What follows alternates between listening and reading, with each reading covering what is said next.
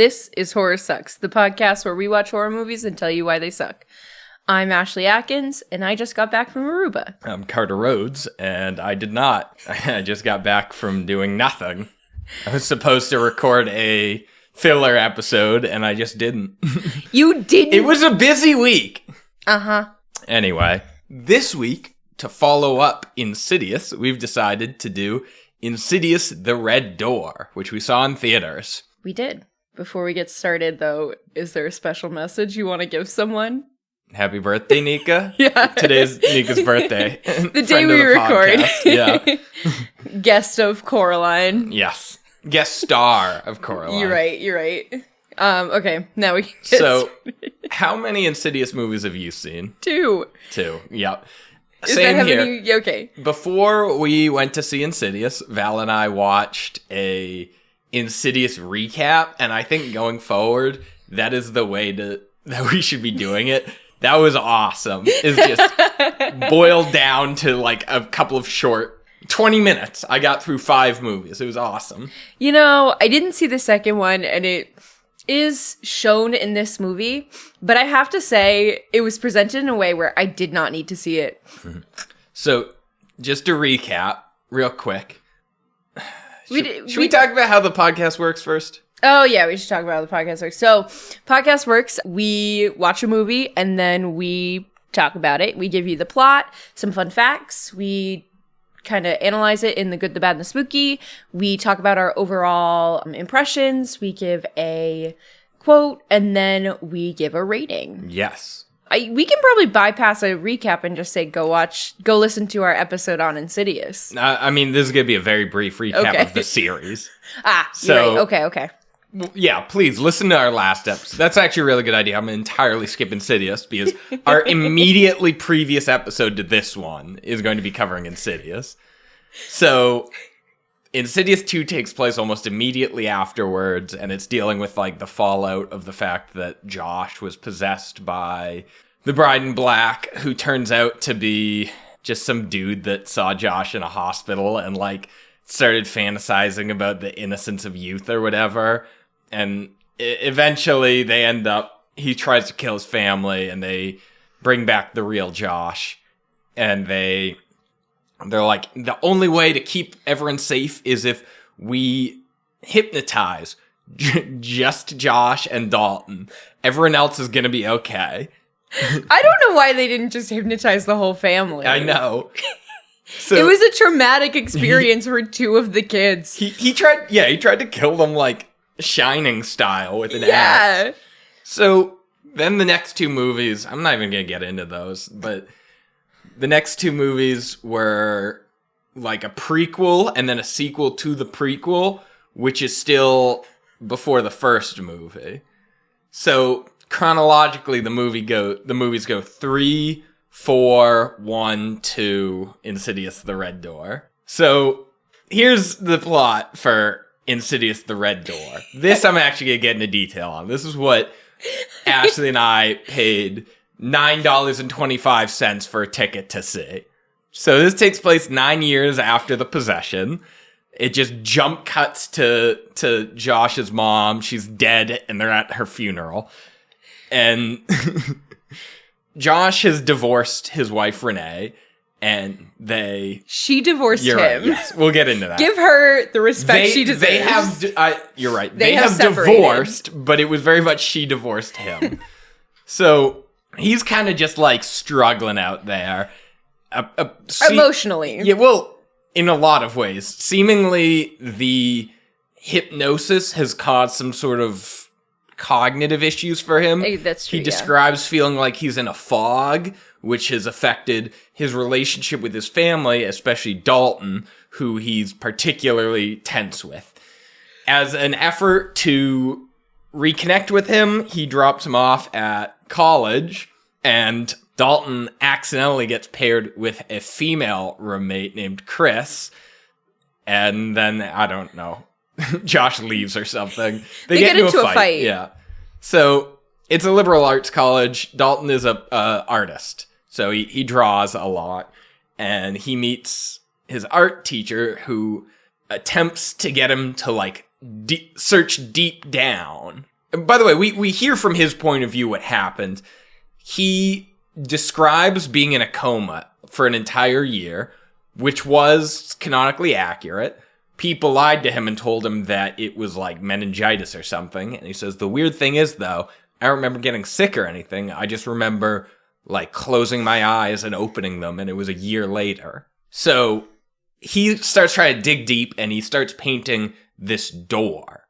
And the more he kind of like tries to draw upon that memory, the more he's connected to his memories and the further.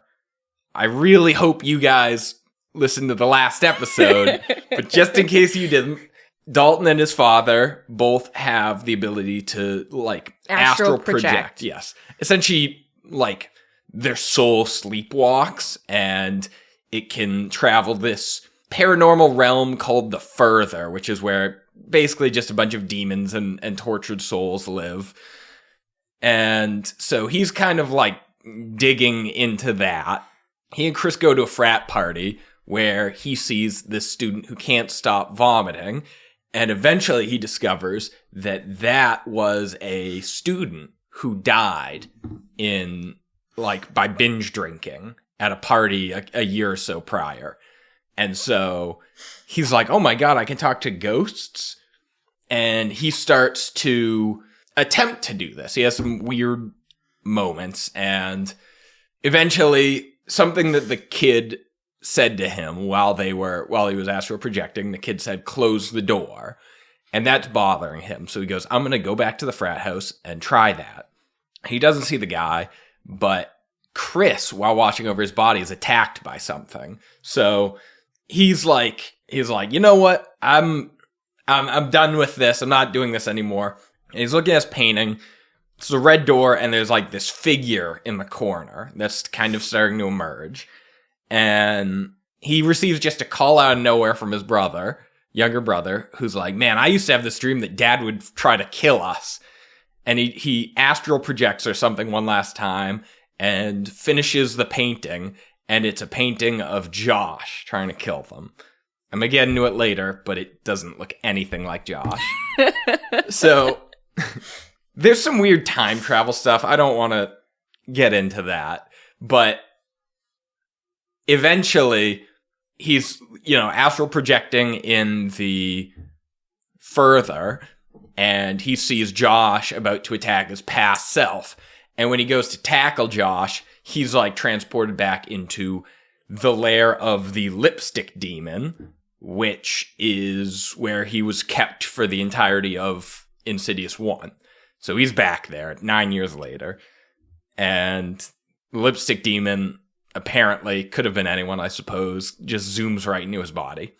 While this whole fucking plot is happening, nearly unrelated, Josh, who like finally spurred into figuring out what kind of mental illness he has, starts going to a doctor, and as he starts to try to figure it out, starts getting similar visions of dead people and stuff, including this one 70s looking dude. Very obvious as soon as you saw his clothes what this dude was. He, in particular, is following Josh and eventually sort of attacks him, more kind of just chases him, and forces him to look at these photos, which Josh eventually realizes are photos of this man and his mother, and he deduces that this must be his father. He ends up finding out that, but by the way, this whole movie is them finding out what we knew from the first movie. Correct. So he ends up like discovering that especially Josh's plotline, it was dumb. More so than Dalton. Dalton at least is like trying to figure something out on top of his memories. Josh is just trying to figure out what happened to his memories. So he finds out that his dad was killed himself at a mental asylum years before, like a couple of years after he was born, I assume. I don't even think he saw him alive. I think it was while his mother was pregnant, or within his first year. Right. Well, in any case, he was told though that his dad left and abandoned them. Yep. So in any case, Josh realizes that his father also had the ability to astral project, and much like himself and Dalton, invited demons towards their life. And his father, in an attempt to end the cycle, kills himself, presumably not realizing that his lady friend, possibly wife, their relationship was never clear, they were married, was pregnant. Yeah, I think that's how it was. So he goes and confronts his ex-wife, Renee, and she's like, yeah, you tried to kill our kids, and then we decided to hypnotize you, which you agreed to, by the way. And then I divorced you. And so they're like, oh my God, Dalton's in danger, and he's like 6 hours away. We can't drive to help him. What if you astral project? So this part of the movie was basically just the first movie. Now, it was such a repeat. Now he goes into the further and rescues Dalton. From the lipstick demon. Yes, literally from the same place. And they escape the lipstick demon again. Except this time, the symbolic red door, which was the attic door, right? Yeah, it was the gateway to the further, but it wasn't literal. Yeah. But it could be literal depending on the context of the story. Especially when you close it and then have to hold it back so that the demons can't get through. But you're also still kind of in the further. Yeah, so he slams the door and he's like, Dalton, I need you to help me hold it. Dalton, oh, never mind. Wink, I'll be fine. And Dalton just accepts that. No, Dalton knew what was happening, but still, he's holding the door so the lipstick demon can't get out. And he's like, you see his body dying. And he's like, all right, well, this is good enough, I suppose. He says what his dad sends. It ends with me, which was the dumbest thing ever. Yeah. So like, there's a flickering light, which is supposed to symbolize, I guess, him dying. Even though we're literally watching his physical body die, that should be good enough. But whatever. So that flickering light's starting to go out, and he feels something drip on him, and he looks, and it's black paint. And you see Dalton back in the real world. Also, just now realized I forgot to mention, while Dalton was trapped in the lipstick demon's lair, his body was like possessed and beating up Chris. Yeah. and that was kind of it. So anyway, he's got his body back and he's painting over the door, closing it with whatever magic he had used to open it, which I liked as a symbolic closing, so to speak. And so he seals the door, and his father's like, yay! And he looks around and he's like, oh shit, I'm stuck in the further still, and I don't know where to go. And for some reason, he puts his box of dad photos on the ground, and his dad ghost appears and gives him a lantern, which is throughout the franchise symbolized like knowing the way through the further. Like if you don't have your lantern, you'll get lost. Yeah, exactly. And so he's like, oh, great. And he finds his way back to his body. He like, back alive. And that was it. He goes to visit Dalton. They're like buddy again. And then in a post-credit scene, the light flickers again. So you're like, ooh, is it gonna be loose? I said this leaving the theater. The lipstick demon has not proven himself as a threat. He is not scary. He has kidnapped the same kid twice. Real life serial killers have a higher body count than this guy. I'm just not afraid of him. Both times he has captured this guy, and that was it. He just captured him, and that was it. I think we need a shirt with a lipstick demon on it that says real life serial killers are more threatening than this. Captain Hook does that, where he just locks people up. He's like, got you! And then they get away. It's beyond Disney, because sometimes Disney villains, like, prepare to kill someone and then don't. Is he just literally locks him up and is like, time to do my nefarious things in my office. Uh-oh, you're escaping. Let me chase you. Anyways, though, the end scene is that Dalton paints a picture of his dad carrying him out of the further. from the first movie, and he finally makes the wall, and everything is healed. So symbolically, that he painted it over the door. Yeah. Right. Because that was like, I don't know, he's sealing it with good memories or something. It's not a coherent theme or anything. It's not like, it would have been interesting if they tried to push towards, you can't just ignore the past and hope that the pain won't follow you. Right. That would have been neat. They had no coherent motif on that. I think that's what they were going for, because at one point Dalton's like, I can't forget again. That's why this keeps happening. The exact wording is, we need to remember. Thank you. Yes. I'm so glad you have that. You're just a terrible line. But yeah, it was dumb. So anyways, though, I got some fun facts for us. All right. I think some of them are actually kind of fun. So first of all, this movie was directed by Patrick Wilson. This is his directorial debut. Patrick Wilson plays Josh. Correct. What else do we know him from? Phantom of the Opera, Watchmen, The A-Team. That's right. I don't remember him from The A-Team, but he was Night Owl 2. Yes, he was. Just rewatch the first one. We give him... We literally talk about what Patrick Wilson has done. He's also in The Conjuring. Yes. So it also stars Ty Simpkins, who plays Dalton. He is known for Insidious, Jurassic World, Iron Man 3, and The Whale. Who was he in Jurassic World? Was he one of the kids? I believe so. Yeah, that makes sense timeline-wise. By the way, you did hear that right. Patrick Wilson was like the main father figure in both competing Insidious and Conjuring cinematic universes. Incredible. No one gave a fuck back then. They still don't care, but they didn't even pretend they cared. No. And then we have Sinclair Daniel as Chris, and they're known for The Other Black Girl, which is a show coming out this year.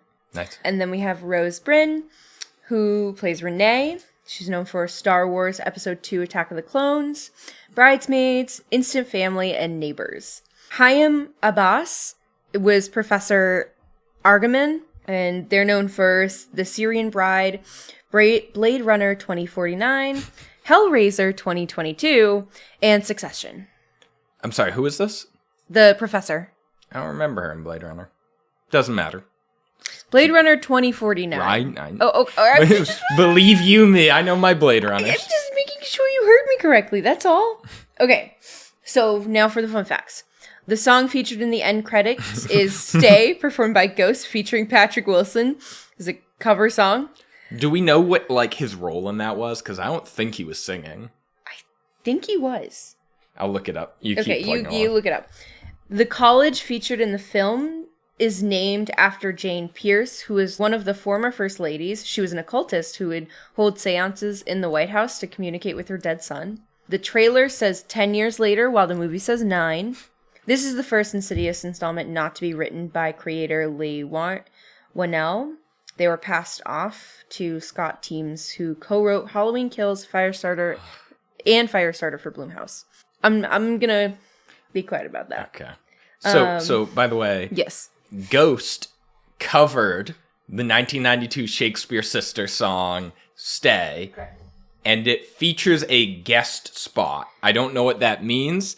It means he probably had a very small portion of singing. Yeah. Also, weird note. Insidious takes place 9 years later, but the movie was released, 13, 12 years later? Maybe. Why? If it's gonna be that close, and time wasn't a critical feature of this movie where it had to be 9 years. Yeah, it's 13 years. I don't know why, and I also don't know why the trailer said 10. When it's that close, why not just say it's been 13 years? Make us feel like a part of it. Yeah, I don't know. Bizarre. Very. Okay. In each scene, rather than each frame, there is something red. The use of a red thing is subtle and purposeful. This is the first Insidious film since the original to be shot in a taller 1:8:5:1 aspect ratio, unlike the last 3 installments, which were shot in a widescreen ratio. Mm-hmm. I'm not going to say the numbers again. That's it. Perfect. Not too many. So, you ready to talk about the good? Sure. The good. Dun, dun, dun. I I would love to go first. Go, please. So before we get into it, there was a scene in which a character is vomiting in the toilet, not like really like hunched over the toilet, very vulnerable. As soon as you start hearing the like bleh noises, Ashley covers her eyes for like the next 5 minutes. It's covered like this. I hate vomiting. Why? I don't know what covering your eyes would have done in that scenario then. I don't know. I thought it would be better than covering my ears. It did nothing. Yeah. That's your good? No, I just wanted to bring that up. Here's my real good. And I legitimately only have 3 things, and one of them is a joke. Here's the one of 2 actual comments. Oh, the first one was part of your 3 things? No, that was not. So you have another joke. So I actually, yeah.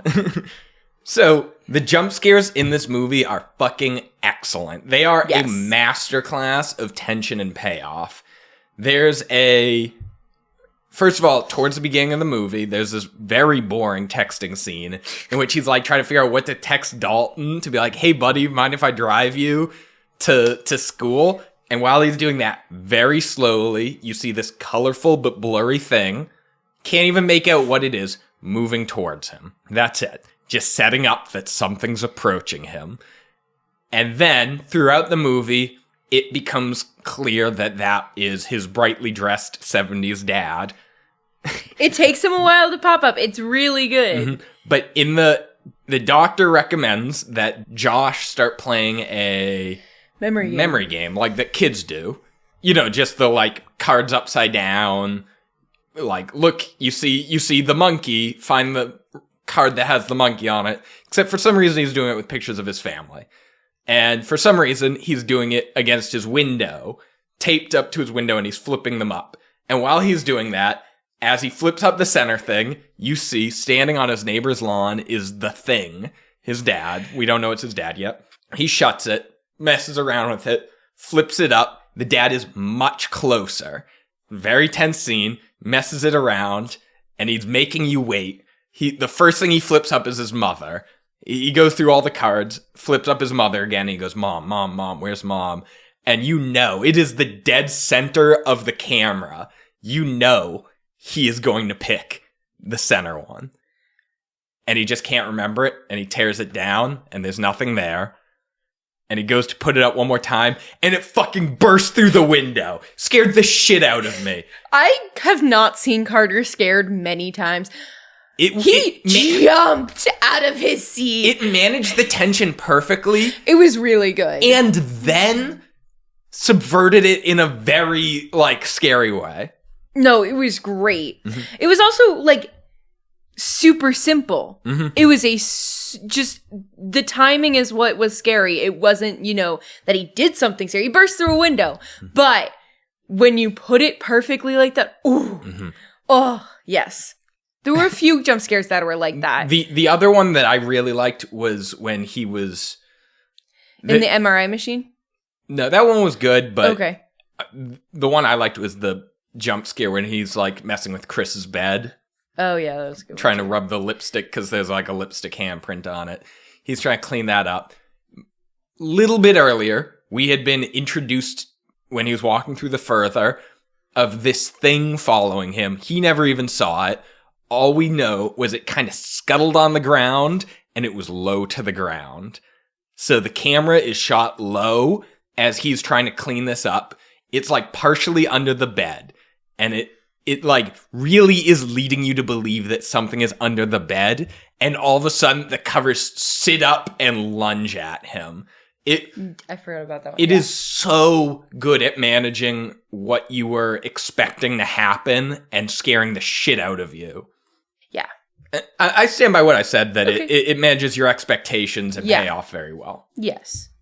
I agree. First thing also on my list was it was scary. Mm-hmm. One of the scenes that I really liked was actually the very opening scene where they were at the gravesite, but the gravestone was upside down and then it kind of flipped up and you got to say, I liked it.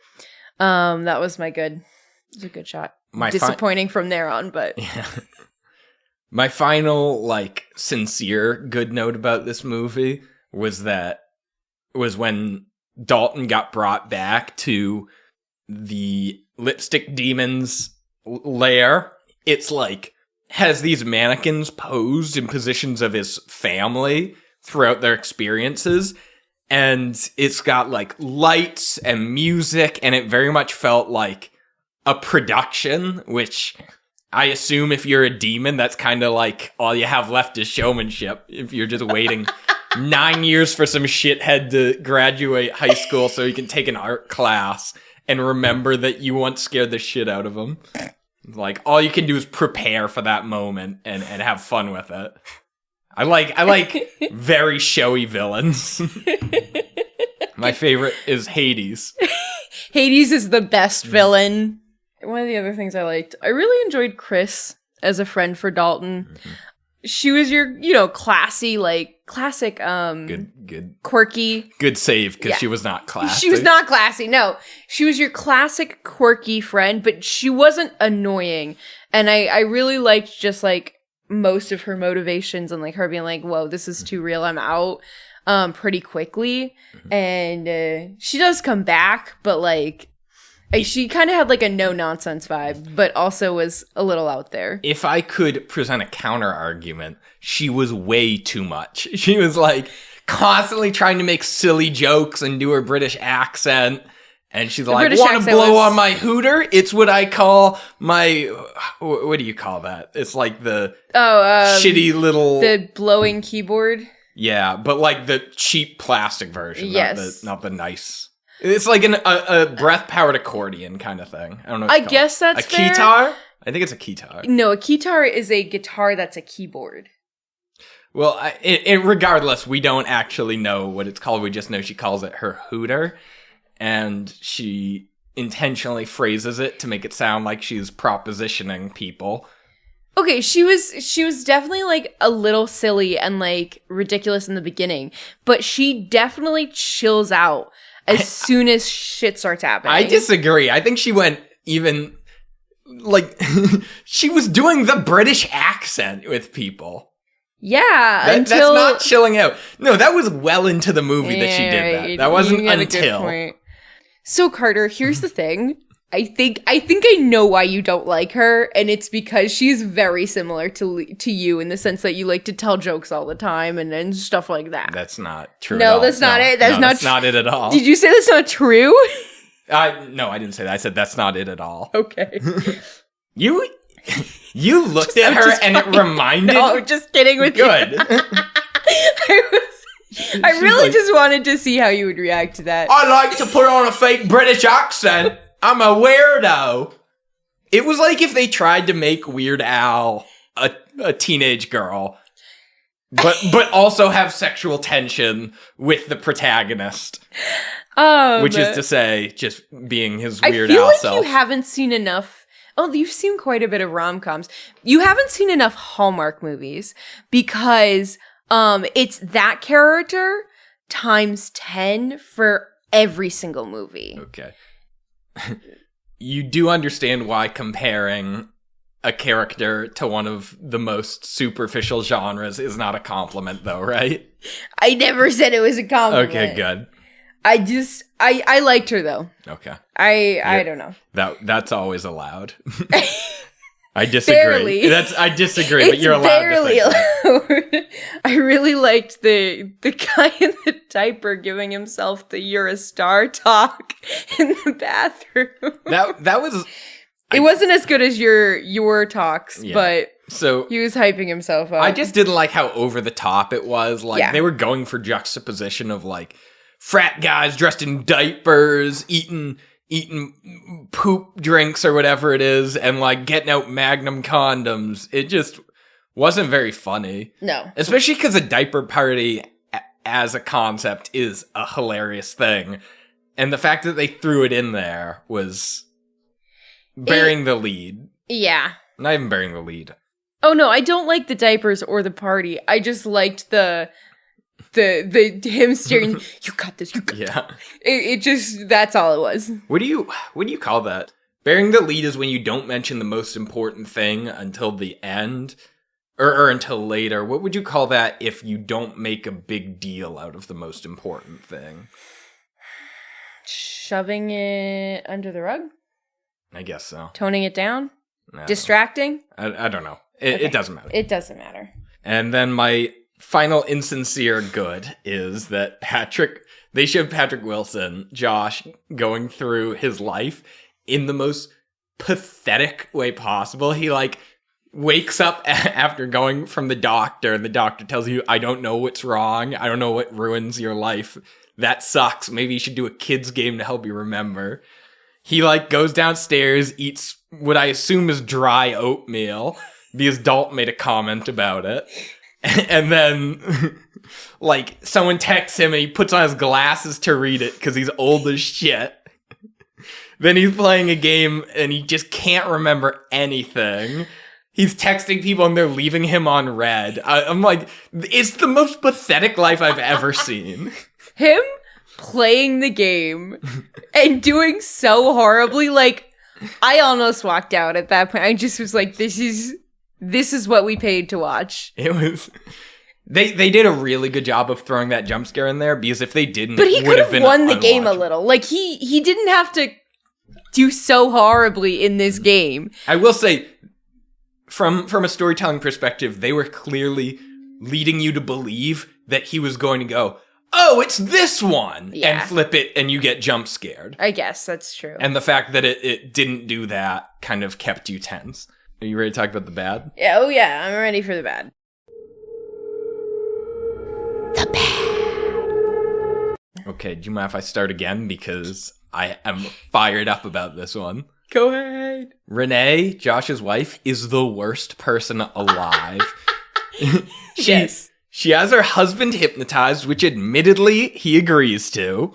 But then when he starts suffering from what is obviously an effect of the hypnosis, he's like, yeah, I've been in a fog for a couple of years. I just feel like I can't think straight. As she takes no action to help him. She, like, resents him for the fact they attacked the kids, something that he had A, no control over, and B, no memory of. I mean, he also attacked her. There's trauma associated with that. But she's, like, holding this against him. Yeah. He has no way of even knowing that she resents him because she's not communicating that to him. She divorces him and doesn't fix the memory problem. She leaves him so he can live the shittiest, saddest life alone, trying to play his kid's game and remember. No way in hell he still has his teaching job. Like... Yeah. And he's almost... She just lets him live the most pathetic life ever. And then when he's like, what the fuck? Why didn't you tell me this? She's like, you scared the kids! It's super messed up that she did that to him. It's so messed up, Ashley. Okay, but on the other hand, like, she probably is traumatized, and I understand, like, she can't hold that against him, of course. And I don't think she necessarily does, because she doesn't act super coldly to him in person. It's just more so, like, seeing him might bring that up, then, like, kind of re-traumatize her. Okay, but she doesn't lift a single fucking finger while his life is being ruined. Like, literally, Dalton tries to remove him from his life. He's like, he is a terrible father, and I don't want to be around him. And Renee's like, shrug. Yeah, you're right. She does not defend. Why don't you kids. drive him to school? Maybe that will help. All right. I will support that there. She doesn't do anything to help him. I'm not going to hold her against her to leave him. If she wanted to leave the marriage, she'd have every right I would to. say it was wrong of her to divorce him without fixing what's mentally wrong with him. Okay, but she probably felt like she couldn't, because if you do, it would ruin the hypnosis. It was ruining his life. So you... It also worked before, and for some reason now she's like, nah, I'm not even gonna talk to Carl. That's a good point. Not even gonna try to give this another go. This is how he is now. It worked for Dalton. Yeah, I don't know. I don't think she's as bad as you're portraying her, but... I think she's exactly as bad, but go on. No, I think she has her own motivations and that she also suffered stuff. I understand that she left him in the dark and that she just kind of left him to suffer, sure. But at the same time, like, she has her own stuff she's dealing with. You know that, like, narcissists and psychopaths have their own reasoning, too. Just having your own set of goals is not... No, I'm not talking about goals and stuff. I'm talking about trauma. He has no idea what's happening, and she divorces him for something that he literally just doesn't know about. I understand that, and I get your perspective, but at the same time, if she can't look at him without experiencing that fear every time, then yeah, obviously you want to get away from him. If we remove everything supernatural from this, and she experienced a trauma and simply never told him, never gave him any sign that she experienced it, and that ruined her marriage, I would still call her shitty. You should communicate things. Just solely removed from anything supernatural, she was a terrible wife for like just not even giving him an opportunity to work through things. There's nothing to work through, though. There obviously is, because they get back together at the end. Because his brain fog finally clears up. Okay, you're right. Yeah, okay. All right, we got through this. I'm still not calling her awful, but right. But you see where I'm coming from. It. I've seen where you're coming from the whole time. I'm just defending her a little. Okay, so my bad is that most of the movie was really boring and that the pacing was terrible. The first 20 minutes was a drama about their failed marriage and their crappy lives. The first half was just recapping what we knew, and the second half was just repeating Insidious 1. But then also, any sort of action that was happening in the second half was, like, on a treadmill going a speed run. Yeah. So you didn't get to, like, I don't know, experience the spooky moments truly fully. Mm-hmm. Like, they rushed the mannequin part. That would have been... I think they could have made that stronger or made it scarier. Yeah. But instead it just kind of like, ooh, look at all these mannequins. Okay, we're moving on. Like... I completely forgot about them. They've done nothing but gloss over the lipstick demon in every single movie. It's incredible. He's probably the like least intimidating big bad I've ever come across in a franchise. This could have been redeeming for him. I literally don't know what he's capable of. He hasn't done anything. All he does is listen to music and sharpen his nails and chain up kids. People I went to high school with do worse than that. The movie, especially in the beginning, was just this sensory nightmare. It just is blasting you from all sides with sounds and flashing lights. It gave me a pretty bad headache. Really? Yeah, I was like ready to just go to bed when I got back. Yeah. Dalton and Josh just lived two separate plots. They just did not intersect. The movie wasn't very cohesive. Yeah. And again, very boring. Mm-hmm. Honestly, I think it would have been more interesting if it just focused on Josh. I mean, not Josh, Dalton at school. And like they could have done more with that. Anyways, the on-screen texting was not good. The whole dad side plot, not good. Yeah. Besides that one good jump scare, that was it. It was so stupid too, because like Josh can astral project. His son can astral project. Obviously. Logically, I'm like, yeah, you know what? Josh probably got it from his dad or granddad. Not even surprising to me. The whole "it ends with me" quote, terrible. Yeah. All right, I'll stop. You can go now. I mean, a lot of the dialogue was really bad. There's the like, what was it? I said it earlier, and I deleted it. It was like, we must remember. We have to remember. We have to remember. But then also, it ends with me. Yeah. I hate it. The art teacher was clearly written by someone who's never taken an art class ever. She's like, take out your favorite drawing and then rip it to pieces. Yeah, that was dumb. And I'm like, and then she tells them that their art must tap down deep inside of them. And I'm like, okay, so what are you trying to get them to emotionally connect to their art and then telling them not to be emotionally connected to their art? This is clearly just some kind of like, now throw your textbook away type thing. But she's the best. Yeah. I don't know. It reminded me of my art teacher in college, but at the same time, like, he was way cooler than her and didn't pull that BS. Yeah, it was just like... It was dumb. Yeah, and then she's like, and you are a quitter because you won't rip up your art in front of me. Your favorite piece of art. And I'm like, that's not... Something that represents you and you just... Yeah. Like, I also would defend my art and be like, listen, I spent hours on this. I'm not going to rip it up. And then Dalton rips up a piece that he spent time on, but it's definitely, like, not as polished as the other kid who wouldn't rip up his piece. Like, it's just a sketch of his grandma. Yeah, and it's, don't get me wrong, it's beautiful. It's a really nice piece, but it's just like, you ripped up a sketch while he ripped up, like, a finished piece. Yeah. And on top of that, he ripped it in a way that, like, was like, look at me, I'm the best little student alive. I'll do whatever you say, teacher. Yeah. And she's like, doesn't it feel good? Now, draw something you're emotionally connected to, and then rip that up too. Yeah. His mom, this was in the first Insidious. There was... His mom's, like, playing the piano, and he's like, that's beautiful. What is that? She's like, I'm just writing a song. It's one of the worst things I've ever heard. It's just, like, doesn't sound bad. It just is, like, one note played, like, doot, doot, doot, doot, doot, doot, doot. No clear intention. It's not complex or anything. No.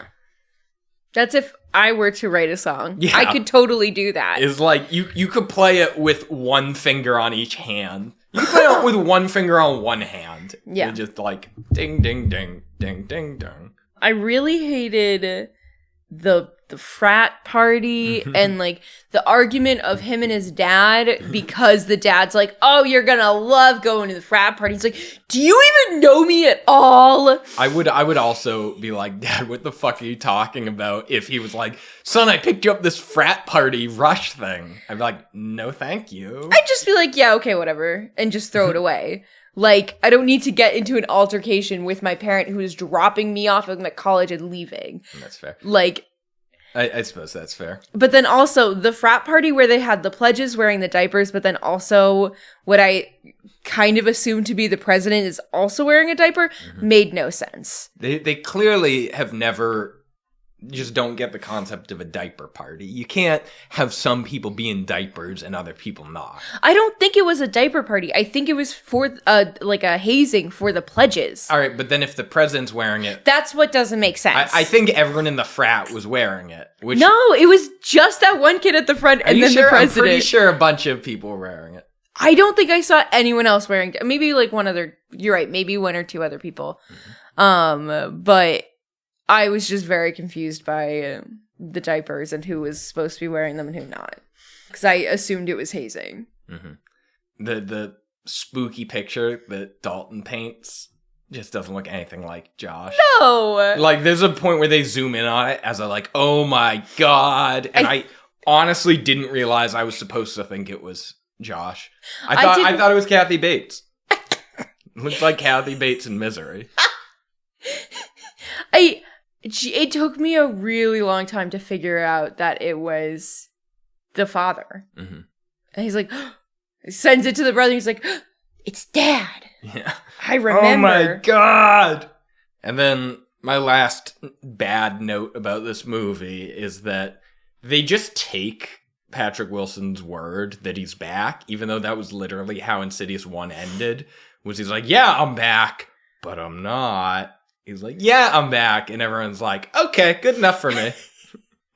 We did this before, but I'm sure it'll be okay. Oh, Elaine appearing at the end didn't make any sense to me. Wasn't it Elise? I guess it doesn't matter. It is Elise, okay. Yes. She just kind of like, I liked the cameo of her on like the internet video that they found of her talking about astral projection. I thought that was great. I also hated that. That was just a stupid concept, is like... No, but I thought it was a great way to, like, put her in the film. because she's dead. But they opened it up on YouTube and it was like astral projection video, whatever, .mp4.